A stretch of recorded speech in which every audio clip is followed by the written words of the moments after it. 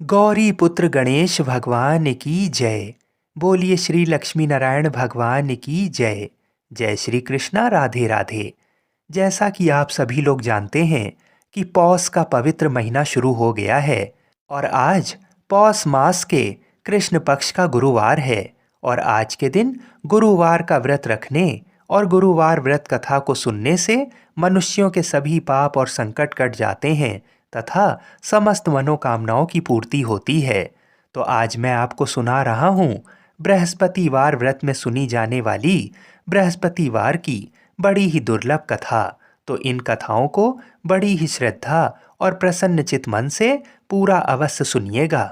भारतवर्ष में एक प्रतापी और दानी राजा राज्य करता था। वह नित्य गरीबों और ब्राह्मणों की सहायता करता था। ये बात उसकी रानी को अच्छी नहीं लगती थी। वह न गरीबों को दान देती, ना ही भगवान का पूजन करती थी और राजा को भी दान देने से मना किया करती थी।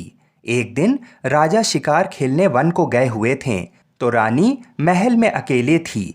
उसी समय बृहस्पति देव साधु वेश में राजा के महल में भिक्षा के लिए गए और भिक्षा मांगी, तो रानी ने भिक्षा देने से इनकार किया और कहा, हे साधु महाराज, मैं तो दान पुण्य से तंग आ गई हूँ।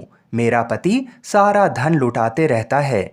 मेरी इच्छा है कि हमारा सारा धन नष्ट हो जाए, फिर ना रहेगा बांस ना बजेगी बांसुरी। साधु ने कहा, देवी तुम तो बड़ी विचित्र हो। धन संतान तो सभी चाहते हैं, पुत्र और लक्ष्मी तो पापी के घर में भी होने चाहिए। यदि तुम्हारे पास अधिक धन है तो भूखों को भोजन दो, प्यासों के लिए प्याऊ लगवाओ, मुसाफिरों के लिए धर्मशालाएं खुलवाओ। तो जो निर्धन अपनी कुंवारी कन्याओं का विवाह नहीं कर सकते हैं, उनका विवाह करा दो। ऐसे और कई काम हैं जिनको करने से तुम्हारा यश लोक परलोक में फैलेगा। परंतु रानी पर उपदेश का कोई भी प्रभाव ना पड़ा। वह बोली, महाराज आप मुझे कुछ ना समझाइए। मैं ऐसा धन नहीं चाहती जो हर जगह बांटती फिरूं। साधु ने उत्तर दिया, यदि तुम्हारी ऐसी इच्छा है तो तथास्तु। तुम ऐसा करना कि बृहस्पतिवार को घर लीप कर पीली मिट्टी से अपना सिर धोकर स्नान करना, भट्टी चढ़ाकर कपड़े धोना। ऐसा करने से आपका सारा धन नष्ट हो जाएगा। इतना कहकर वह साधु महाराज वहां से चल दिए। साधु के अनुसार कही बातों को पूरा करते हुए रानी को केवल 3 बृहस्पतिवार ही बीते थे कि समस्त धन संपत्ति नष्ट हो गई। भोजन के लिए राजा का परिवार तरसने लगा। तब एक दिन राजा ने रानी से बोला कि हे रानी, तुम यहीं रहो, मैं दूसरे देश को जाता हूँ, क्योंकि यहाँ पर सभी लोग मुझे जानते हैं, इसलिए मैं कोई छोटा कार्य नहीं कर सकता। ऐसा कहकर राजा परदेश चला गया। वहाँ वह जंगल से लकड़ी काट कर लाता और शहर में बेचता। इस तरह वह अपना जीवन व्यतीत करने लगा। इधर राजा के परदेश जाते ही रानी और दासी दुखी रहने लगें। एक बार जब रानी और दासी को 7 दिन तक बिना भोजन के रहना पड़ा, तो रानी ने अपनी दासी से कहा, हे दासी, पास ही के नगर में मेरी बहन रहती है, वह बड़ी धनवान है। तू उसके पास जा और कुछ ले आ, ताकि थोड़ी बहुत गुजर बसर हो जाए। दासी रानी के बहन के पास गई। उस दिन गुरुवार था और रानी की बहन उस समय बृहस्पतिवार व्रत की कथा सुन रही थी। दासी ने रानी की बहन को अपनी रानी का संदेश दिया, लेकिन रानी की बड़ी बहन ने कोई उत्तर नहीं दिया। जब दासी को रानी की बहन से कोई उत्तर नहीं मिला, तो वह बहुत दुखी हुई और उसे क्रोध भी आया। दासी ने वापस आकर रानी को सारी बात बता दी। ये सुनकर रानी ने अपने भाग्य को कोसा। उधर रानी की बहन ने सोचा कि मेरी बहन की दासी आई थी, परंतु मैं उससे नहीं बोली, इससे वह बहुत दुखी हुई होगी। कथा सुनकर और पूजन समाप्त करके वह अपनी बहन के घर आई और कहने लगी, हे बहन, मैं बृहस्पतिवार का व्रत कर रही थी। तुम्हारी दासी मेरे घर आई थी, परंतु जब तक कथा होती तब तक ना तो उठते हैं और ना ही बोलते हैं, इसलिए मैं कुछ नहीं बोली। कहो दासी क्यों आई थी? रानी बोली, बहन तुमसे क्या छुपाऊं, हमारे घर में खाने तक को अनाज नहीं था। ऐसा कहते कहते रानी की आंखें भर आईं। उसने दासी समेत पिछले 7 दिनों से भूखे रहने तक की बात अपनी बहन को विस्तार पूर्वक सुना दी। रानी की बहन बोली, देखो बहन, भगवान बृहस्पति देव सबकी मनोकामनाओं को पूर्ण करते हैं। देखो, शायद तुम्हारे घर में अनाज रखा हो। पहले तो रानी को विश्वास नहीं हुआ, पर बहन के आग्रह करने पर उसने अपनी दासी को अंदर भेजा तो उसे सचमुच अनाज से भरा एक घड़ा मिल गया। ये देखकर दासी को बड़ी हैरानी हुई। दासी रानी से कहने लगी, हे रानी, जब हमको भोजन नहीं मिलता तो हम व्रत ही तो करते हैं, इसलिए क्यों ना इनसे व्रत और कथा की विधि पूछ ली जाए ताकि हम भी व्रत कर सकें। तब रानी ने अपनी बहन से बृहस्पतिवार व्रत के बारे में पूछा। उसकी बहन ने बताया, बृहस्पतिवार के व्रत में चने की दाल और मुनक्का से भगवान विष्णु का केले की जड़ में पूजन करें तथा दीपक जलाएं, व्रत कथा सुने और पीला भोजन ही करें। इससे बृहस्पति देव प्रसन्न होते हैं। व्रत और पूजन विधि बताकर रानी की बहन अपने घर को लौट गई। 7 दिन के बाद जब गुरुवार आया तो रानी और दासी ने व्रत रखा। घुड़साल में जाकर चना और गुड़ लेकर आई, फिर उससे केले की जड़ तथा विष्णु भगवान का पूजन किया। अब पीला भोजन कहाँ से आए, इस बात को लेकर दोनों बहुत दुखी थीं। चूंकि उन्होंने व्रत रखा था, इसलिए बृहस्पति देव उनसे प्रसन्न थे। इसलिए वे एक साधारण व्यक्ति का रूप धरकर 2 थालों में सुंदर पीला भोजन दासी को दे गए। भोजन पाकर दासी प्रसन्न हुई और फिर रानी के साथ मिलकर भोजन को ग्रहण किया। उसके बाद वे सभी गुरुवार को व्रत और पूजन करने लगीं। बृहस्पति देव भगवान की कृपा से उनके पास फिर से धन संपत्ति आ गई, परंतु रानी फिर से पहले की तरह आलस्य करने लगी।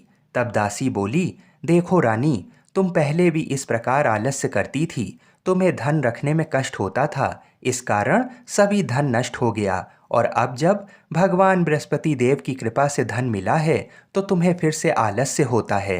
रानी को समझाते हुए दासी कहती है कि बड़ी मुसीबतों के बाद हमने ये धन पाया है, इसलिए हमें दान पुण्य करना चाहिए, भूखे मनुष्यों को भोजन कराना चाहिए और धन को शुभ कार्यों में खर्च करना चाहिए, जिससे तुम्हारे कुल का यश बढ़ेगा, स्वर्ग की प्राप्ति होगी और पितृ प्रसन्न होंगे। दासी की बात मानकर रानी अपना धन शुभ कार्यों में खर्च करने लगी, जिससे पूरे नगर में उसका यश फैलने लगा। बृहस्पतिवार व्रत कथा के बाद श्रद्धा के साथ आरती की जानी चाहिए। इसके बाद प्रसाद बांटकर उसे ग्रहण करना चाहिए। एक दिन राजा दुखी होकर जंगल में एक पेड़ के नीचे आसन जमाकर बैठ गया। वह अपनी दशा को याद करके व्याकुल होने लगा। बृहस्पतिवार का दिन था। एकाएक उसने देखा कि निर्जन वन में एक साधु प्रकट हुए। वह साधु वेश में स्वयं बृहस्पति देवता थे। लकड़हारे के सामने जाकर बोले, हे लकड़हारे, इस सुनसान जंगल में तू चिंता मग्न क्यों बैठा है? लकड़हारे ने दोनों हाथ जोड़कर प्रणाम किया और उत्तर दिया, महात्मा जी, आप सब कुछ जानते हैं, मैं क्या कहूँ। ये कहकर रोने लगा और साधु को अपनी आत्मकथा सुनाई। महात्मा जी ने कहा, तुम्हारी स्त्री ने बृहस्पति के दिन बृहस्पति भगवान का निरादर किया है, जिसके कारण रुष्ट होकर उन्होंने तुम्हारी ये दशा कर दी है। अब तुम चिंता को दूर करके मेरे कहने पर चलो तो तुम्हारे सब कष्ट दूर हो जाएंगे और भगवान पहले से भी अधिक संपत्ति तुम्हें देंगे। तुम बृहस्पति के दिन कथा किया करो। 2 पैसे के चने मुनक्का लाकर उसका प्रसाद बनाओ और शुद्ध जल से लोटे में शक्कर मिलाकर अमृत तैयार करो। कथा के पश्चात अपने सारे परिवार और सुनने वाले प्रेमियों में अमृत व प्रसाद बांटकर आप भी ग्रहण करो। ऐसा करने से भगवान तुम्हारी सब मनोकामनाएं पूरी करेंगे। साधु के ऐसे वचन सुनकर लकड़हारा बोला, हे प्रभु, मुझे लकड़ी बेचकर इतना पैसा नहीं मिलता जिससे भोजन के उपरांत कुछ बचा सकूं। मैंने रात्रि में अपनी स्त्री को व्याकुल देखा है। मेरे पास कुछ भी नहीं जिससे मैं उसकी खबर मंगा सकूं। साधु ने कहा, हे लकड़हारे, तुम किसी बात की चिंता मत करो। बृहस्पति के दिन तुम रोजाना की तरह लकड़ियां लेकर शहर को जाओ। तुमको रोज से दुगना धन प्राप्त होगा, जिससे तुम भली भांति भोजन कर लोगे तथा बृहस्पति देव की पूजा का सामान भी आ जाएगा। इतना कहकर साधु अंतर ध्यान हो गए। धीरे धीरे समय व्यतीत होने पर फिर वही बृहस्पतिवार का दिन आया। लकड़हारा जंगल से लकड़ी काटकर किसी शहर में बेचने गया। उसे उस दिन और दिन से अधिक पैसा मिला। राजा ने चना गुड़ आदि लाकर गुरुवार का व्रत किया। उस दिन से उसके सभी कलेश दूर हुए। परंतु जब दोबारा गुरुवार का दिन आया तो बृहस्पतिवार का व्रत करना भूल गया। इस कारण बृहस्पति भगवान नाराज हो गए। उस दिन उस नगर के राजा ने विशाल यज्ञ का आयोजन किया तथा शहर में ये घोषणा करा दी कि कोई भी मनुष्य अपने घर में भोजन ना बनावे, ना आग जलावे। समस्त जनता मेरे यहाँ भोजन करने आए। इस आज्ञा को जो नहीं मानेगा उसे फांसी की सजा दी जाएगी। इस तरह की घोषणा संपूर्ण नगर में करवा दी गई। राजा की आज्ञा अनुसार शहर के सभी लोग राजा की आज्ञा अनुसार शहर के सभी लोग भोजन करने गए, लेकिन लकड़हारा कुछ देर से पहुंचा। इसलिए राजा उसको अपने साथ घर लिवा ले गए और वहां ले जाकर भोजन करा रहे थे तो रानी की दृष्टि उस खूंटी पर पड़ी जिस पर उसका हार लटका हुआ था। वह वहां पर दिखाई नहीं दिया। रानी ने निश्चय किया कि मेरा हार इस मनुष्य ने चुरा लिया है। उसी समय सिपाहियों को बुलाकर उसको कारागार में डलवा दिया। जब लकड़हारा कारागार में पड़ गया और बहुत दुखी होकर विचार करने लगा कि ना जाने कौन से पूर्व जन्म के कर्म से मुझे ये दुख प्राप्त हुआ है, और उसी साधु को याद करने लगा जो कि जंगल में मिला था। उसी समय तत्काल बृहस्पति देव साधु के रूप में प्रकट हुए और उसकी दशा को देखकर कहने लगे, अरे मूर्ख, तूने बृहस्पति देव की कथा नहीं करी, इस कारण तुझे दुख प्राप्त हुआ है। अब चिंता मत कर। बृहस्पतिवार के दिन कारागार के दरवाजे पर 4 पैसे पड़े मिलेंगे। उनसे तू बृहस्पति देव की पूजा करना, तेरे सभी कष्ट दूर हो जाएंगे। बृहस्पति के दिन उसे 4 पैसे मिले। लकड़हारे ने कथा कही। उसी रात्रि को बृहस्पति देव ने उस नगर के राजा को स्वप्न में कहा, हे राजा, तूने जिस आदमी को कारागार में बंद कर दिया है वह निर्दोष है, वह राजा है, उसे छोड़ देना। रानी का हार उस खूंटी पर लटका है। अगर तू ऐसा नहीं करेगा तो मैं तेरे राज्य को नष्ट कर दूंगा। इस तरह रात्रि के स्वप्न को देखकर राजा प्रातःकाल उठा और खूंटी पर हार देखकर लकड़हारे को बुलाकर क्षमा मांगी तथा लकड़हारे को योग्य सुंदर वस्त्र आभूषण देकर विदा कर दिया। बृहस्पति देव की आज्ञा अनुसार लकड़हारा अपने नगर को चल दिया। राजा जब अपने नगर के निकट पहुंचा तो उसे बड़ा आश्चर्य हुआ। नगर में पहले से अधिक बाग, तालाब, कुएं तथा बहुत सी धर्मशाला, मंदिर आदि बन गए थे। राजा ने पूछा कि ये किसका बाग है और धर्मशाला किसकी है। तब नगर के सब लोग कहने लगे, ये सब रानी और बांदी के हैं। तो राजा को आश्चर्य हुआ और गुस्सा भी आया। जब रानी ने ये खबर सुनी कि राजा आ रहे हैं तो उन्होंने दासी से कहा, हे दासी, देख राजा हमको कितनी बुरी हालत में छोड़ गए थे। हमारी ऐसी हालत देखकर वह लौट ना जाएं, इसलिए तू दरवाजे पर खड़ी हो जा। आज्ञा अनुसार दासी दरवाजे पर खड़ी हो गई। राजा आए तो उन्हें अपने साथ ले गई। तब राजा ने क्रोध करके अपनी रानी से पूछा कि ये धन तुम्हें कैसे प्राप्त हुआ। तब उन्होंने कहा कि हमें ये सब धन बृहस्पति देव के इस व्रत के प्रभाव से प्राप्त हुआ है। राजा ने निश्चय किया कि 7 रोज बाद तो सभी बृहस्पति देव का पूजन करते हैं, परंतु मैं प्रतिदिन दिन में 3 बार कहानी तथा रोज व्रत किया करूँगा। अब हर समय राजा के दुपट्टे में चने की दाल बंधी रहती तथा दिन में 3 बार कहानी कहता। एक रोज राजा ने विचार किया कि चलो अपनी बहन के यहाँ हो आएं। इस तरह निश्चय कर राजा घोड़े पर सवार हो अपनी बहन के यहाँ को चला गया। मार्ग में उसने देखा कि कुछ आदमी एक मुर्दे को लेकर जा रहे हैं। उन्हें रोककर राजा कहने लगे, अरे भाइयों, मेरी बृहस्पति देव की कथा सुन लो। वे बोले, लो, हमारा तो आदमी मर गया है, इसको अपनी कथा की पड़ी है। परंतु कुछ आदमी बोले, अच्छा कहो, हम तुम्हारी कथा भी सुनेंगे। राजा ने दाल निकाली और जब कथा आधी हुई थी कि मुर्दा हिलने लगा, और जब कथा समाप्त हो गई तो राम राम करके मनुष्य उठकर खड़ा हो गया। आगे मार्ग में उसे एक किसान खेत में हल चलाता मिला। राजा ने उसे देख और उससे बोला, अरे भैया, तुम मेरी बृहस्पतिवार की कथा सुन लो। किसान बोला, जब तक मैं तेरी कथा सुनूंगा तब तक 4 हरैया खेत जोत लूंगा। जा अपनी कथा किसी और को सुनाना। इस तरह राजा आगे चलने लगा। राजा के हटते ही बैल पछाड़ खाकर गिर गए तथा किसान के पेट में बड़ी जोर का दर्द होने लगा। उस समय उसकी माँ रोटी लेकर आई। उसने जब ये देखा तो अपने पुत्र से सब हाल पूछा और बेटे ने सभी हाल कह दिया। तो बुढ़िया दौड़ी दौड़ी उस घुड़सवार के पास गई और उससे बोली कि मैं तेरी कथा सुनूंगी, तू अपनी कथा मेरे खेत पर चलकर ही कहना। राजा ने बुढ़िया के खेत में जाकर कथा कही, जिसके सुनते ही वह बैल उठ खड़े हुए तथा किसान के पेट का दर्द भी बंद हो गया। राजा अपनी बहन के घर पहुंच गया। बहन ने भाई की खूब मेहमानी की। दूसरे रोज प्रातःकाल राजा जागा तो वह देखने लगा कि सब लोग भोजन कर रहे हैं। राजा ने अपनी बहन से कहा, ऐसा कोई मनुष्य है जिसने भोजन नहीं किया हो? मेरी बृहस्पतिवार की कथा सुन ले। बहन बोली, हे भैया, ये देश ऐसा ही है कि पहले यहाँ लोग भोजन करते हैं, बाद में अन्य काम करते हैं। अगर कोई पड़ोस में हो तो देख आओ। वह ऐसा कहकर देखने चली गई, परंतु उसे कोई ऐसा व्यक्ति नहीं मिला जिसने भोजन ना किया हो। अतः वह एक कुम्हार के घर गई जिसका लड़का बीमार था। उसे मालूम हुआ कि उनके यहाँ 3 रोज से किसी ने भोजन नहीं किया है। रानी ने अपने भाई की कथा सुनने के लिए कुम्हार से कहा और वह तैयार हो गया। राजा ने जाकर बृहस्पतिवार की कथा कही, जिसको सुनकर उसका लड़का ठीक हो गया। अब तो राजा की प्रशंसा होने लगी।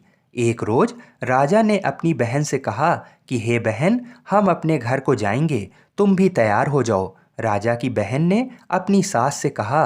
सास ने कहा, हाँ चली जाओ, परंतु अपने लड़के को मत ले जाना, क्योंकि तेरे भाई की कोई औलाद नहीं है। बहन ने अपने भैया से कहा, हे भैया, मैं तो चलूंगी, पर कोई बालक नहीं आएगा। राजा बोला, जब कोई बालक नहीं चलेगा तब तुम ही क्या करोगी? बड़े दुखी मन से राजा अपने नगर को लौट आया। राजा ने अपनी रानी से कहा, हम निर्वंशी हैं, हमारा मुंह देखने का धर्म नहीं है और कुछ भोजन आदि नहीं किया। रानी बोली, हे प्रभु, बृहस्पति देव ने हमें सब कुछ दिया है, वह हमें औलाद अवश्य देंगे। उसी रात को बृहस्पति देव ने राजा से स्वप्न में कहा, हे राजा उठ, सभी सोच त्याग दे, तेरी रानी गर्भ से है। राजा को ये बात सुनकर बड़ी खुशी हुई। 9वें महीने में रानी के गर्भ से एक सुंदर पुत्र पैदा हुआ। तब राजा बोला, हे रानी, स्त्री बिना भोजन के रह सकती है, पर बिना कहे नहीं रह सकती। जब मेरी बहन आवे तो तुम उससे कुछ कहना मत। रानी ने सुनकर हाँ कर दिया। जब राजा की बहन ने ये शुभ समाचार सुना तो वह बहुत खुश हुई तथा बधाई लेकर अपने भाई के यहाँ आई। तभी रानी ने कहा, घोड़ा चढ़कर तो नहीं आई, गधा चढ़ी आई। राजा की बहन बोली, भाभी, मैं इस प्रकार ना कहती तो तुम्हें औलाद कैसे मिलती? बृहस्पति देव ऐसे ही हैं, जैसे जिसके मन में कामनाएं हैं सभी को पूर्ण करते हैं। जो सद्भावना पूर्वक बृहस्पतिवार का व्रत करता है एवं कथा पढ़ता है अथवा सुनता है, दूसरों को सुनाता है, बृहस्पति देव उसकी सभी मनोकामना पूर्ण करते हैं। भगवान बृहस्पति देव उसकी सदैव रक्षा करते हैं। संसार में जो मनुष्य सद्भावना से भगवान जी का पूजन व्रत सच्चे हृदय से करते हैं तो उनकी सभी मनोकामनाएं पूर्ण करते हैं। जैसी सच्ची भावना से रानी और राजा ने उनकी कथा का गुणगान किया तो उनकी सभी इच्छाएं बृहस्पति देव जी ने पूरी की। इसलिए पूर्ण कथा सुनने के बाद प्रसाद लेकर जाना चाहिए। हृदय से उसका मनन करते हुए जयकारा बोलना चाहिए। बोलो बृहस्पति देव की जय। बोलिए श्री लक्ष्मी नारायण भगवान की जय। बोलिए भगवान विष्णु की जय। बोलिए श्री राधा कृष्ण भगवान की जय। बोलिए श्री तुलसी शालिग्राम की जय। जय जय श्री राधे। आइए अब मनोकामनाओं को पूरी करने वाली बृहस्पति देव जी की कथा को सुनते हैं। प्राचीन काल में एक ब्राह्मण रहता था। वह बहुत निर्धन था। उसके कोई संतान नहीं थी। उसकी स्त्री बहुत मलिनता के साथ रहती थी। वह ना तो स्नान करती, ना किसी देवता का पूजन करती थी। इससे ब्राह्मण देवता बड़े दुखी थे। बेचारे बहुत कुछ कहते थे, किंतु उसका कुछ परिणाम नहीं निकलता था। भगवान की कृपा से ब्राह्मण की स्त्री के कन्या रूपी रत्न पैदा हुआ। कन्या बड़ी होने पर प्रातः स्नान करके विष्णु भगवान का जाप व बृहस्पतिवार का व्रत करने लगी। अपने पूजन पाठ को समाप्त करके विद्यालय जाती तो अपनी मुट्ठी में जौ भर कर ले जाती और पाठशाला के मार्ग में डालती जाती। जब वह पाठशाला से लौटती तो ये जौ स्वर्ण के हो जाते थे और वह लौटते समय उनको बीन कर घर ले जाती थी। एक दिन वह बालिका सूप में उस सोने के जौ को फटक कर साफ कर रही थी कि उसके पिता ने ये करते हुए देख लिया और कहा, बेटी, सोने के जौ के लिए सोने का सूप होना चाहिए। दूसरे दिन बृहस्पतिवार था। इस कन्या ने बृहस्पतिवार का व्रत रखा और बृहस्पति देव से प्रार्थना करके कहा, मैंने आपकी पूजा सच्चे मन से की हो तो मेरे लिए सोने का सूप दे दो। बृहस्पति देव ने उसकी प्रार्थना स्वीकार कर ली। रोजाना की तरह वह कन्या जौ फैलाती हुई जाने लगी। जब लौटकर जौ बीन रही थी तो बृहस्पति देव की कृपा से सोने का सूप मिला। उसे वह घर ले आई और उसमें जौ साफ करने लगी, परंतु उसकी माँ का वही ढंग रहा। एक दिन की बात है, वह कन्या सोने के सूप में जौ साफ कर रही थी। उस समय उस शहर का राजपुत्र वहां से होकर निकला। इस कन्या के रूप और कार्य को देखकर मोहित हो गया तथा अपने घर आकर भोजन तथा जल त्याग कर उदास होकर लेट गया। राजा को इस बात का पता लगा तो अपने प्रधानमंत्री के साथ उसके पास गए और बोले, हे बेटा, तुम्हें किस बात का कष्ट है? किसी ने अपमान किया है अथवा और कारण हो सो कहो, मैं वही कार्य करूँगा जिससे तुम्हें प्रसन्नता हो। अपने पिता की राजकुमार ने बातें सुनी तो वह बोला, मुझे आपकी कृपा से किसी बात का दुख और कष्ट नहीं है। किसी ने मेरा अपमान नहीं किया है, परंतु मैं उस लड़की से विवाह करना चाहता हूँ जो सोने के सूप में जौ साफ कर रही थी। ये सुनकर राजा आश्चर्य में पड़ गए और बोले, बेटा, इस तरह की कन्या का पता तुम ही लगाओ, मैं उसके साथ तुम्हारा विवाह अवश्य ही करवा दूंगा। राजकुमार ने उस लड़की के घर का पता बतलाया। तब मंत्री उस लड़की के घर गए और ब्राह्मण देवता को सभी हाल बताया। ब्राह्मण देवता राजकुमार के साथ अपनी कन्या का विवाह करने के लिए तैयार हो गए तथा विधि विधान के अनुसार ब्राह्मण की कन्या का विवाह राजकुमार के साथ हो गया। कन्या के घर से जाते ही पहले की भांति उस ब्राह्मण देवता के घर में गरीबी का निवास हो गया। अब भोजन के लिए भी अन्न बड़ी मुश्किल से मिलता था। एक दिन दुखी होकर ब्राह्मण देवता अपनी पुत्री के पास गए। तब बेटी ने पिता की दुखी अवस्था को देखा और अपनी माँ का हाल पूछा। तब ब्राह्मण ने पूरा हाल बता दिया। कन्या ने बहुत सा धन देकर अपने पिता को अपने घर से विदा कर दिया। इस तरह ब्राह्मण का कुछ समय सुखपूर्वक व्यतीत हुआ। कुछ दिन बाद वह फिर वही हाल का हो गया। ब्राह्मण फिर अपनी कन्या के यहाँ गया और सारा हाल कहा तो लड़की बोली, हे पिताजी, आप माता को यहाँ लिवा लाओ, मैं उसे विधि बता दूंगी जिससे गरीबी दूर हो जाए। वह ब्राह्मण देवता अपनी स्त्री को साथ लेकर पहुँचे तो अपनी माँ को वह लड़की समझाने लगी, हे माँ, तुम प्रातःकाल प्रथम स्नान आदि करके विष्णु भगवान का पूजन करो तो तुम्हारी सब दरिद्रता दूर हो जाएगी। परंतु उसकी माँ ने एक भी बात नहीं मानी और प्रातःकाल उठकर अपनी पुत्री के बच्चों की जूठन को खा लिया। इससे उसकी पुत्री को भी बहुत क्रोध आया और एक रात को कोठरी से सभी सामान निकाल दिया और अपनी माँ को उसमें बंद कर दिया। प्रातःकाल उसे निकाला तथा स्नान आदि करा के पाठ करवाया तो उसकी माँ की बुद्धि ठीक हो गई और फिर प्रत्येक बृहस्पतिवार को व्रत रखने लगी। इस व्रत के प्रभाव से उसके माँ बाप बहुत ही धनवान और पुत्रवान हो गए और बृहस्पति जी के प्रभाव से इस लोक के सुख भोग कर स्वर्ग को प्राप्त हुए। आप सभी लोग बड़ी ही श्रद्धा और प्रेम से बोलिए विष्णु भगवान की जय। हम ऐसी मंगल कामना करते हैं कि भगवान श्री लक्ष्मी नारायण जी और बृहस्पति देव जी तथा भगवान शिव और माता पार्वती हम सभी की मनोकामनाओं को अवश्य ही पूर्ण करें। हर हर महादेव।